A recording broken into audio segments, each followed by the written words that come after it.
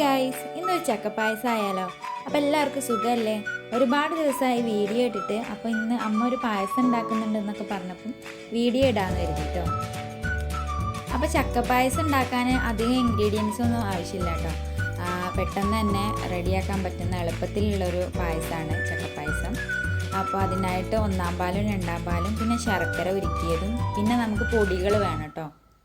നല്ല ജീരകം വറുത്ത് പൊടിച്ചതും പിന്നെ ചുക്കുപൊടി ഏലക്കാപ്പൊടി ഇട്ടോ.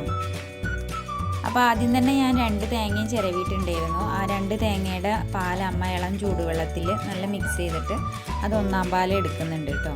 പിന്നെ അത് ആ ഒരു 1-ാം പാൽ എടുത്തതിൻ്റെ തേങ്ങ ഒന്ന് മിക്സിയിലിട്ടിട്ട് പിന്നെ ഒന്നും കൂടെ കറക്കിയിട്ടാണ് 2-ാം പാൽ എടുക്കുന്നത്.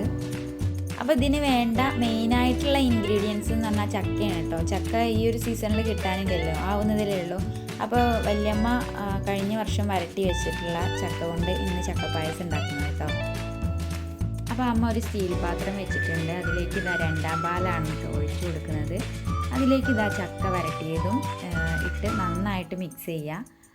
എന്നിട്ടാണ് അതിലേക്ക് ശർക്കര പാനി ഒഴിക്കുന്നത് കേട്ടോ. അപ്പോൾ ഇതിലേക്ക് 4 അച്ച് ശർക്കരയാണ് കേട്ടോ എടുത്തിട്ടുള്ളത്. തേങ്ങാക്കൊത്തും ചെറിയ കഷ്ണങ്ങളാക്കി എടുത്തിട്ടുണ്ട്. ഒരു സ്റ്റീൽ പാത്രത്തിലേക്ക് 2-ാം പാൽ ഒഴിച്ച് അതിലേക്ക് ചക്ക വരട്ടിയത് ഇട്ട് കൊടുക്കാം.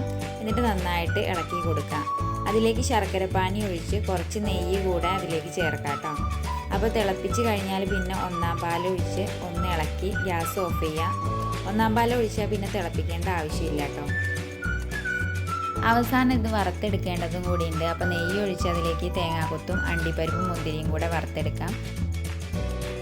അപ്പോൾ ഇത്രയും സിമ്പിളായിട്ടുള്ള ഒരു പായസമാണ് കേട്ടോ ചക്ക കൊണ്ടുള്ള പായസം എന്ന് പറയുന്നത്.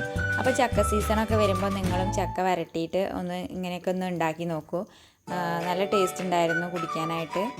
അപ്പോൾ വീഡിയോ ഇത്രയേ ഉള്ളൂ കേട്ടോ. അപ്പോൾ ആദ്യമായിട്ട് കാണുന്നവരാണെങ്കിൽ ലൈക്ക് ചെയ്യുക, ഷെയർ ചെയ്യുക, സബ്സ്ക്രൈബ് ചെയ്യുക.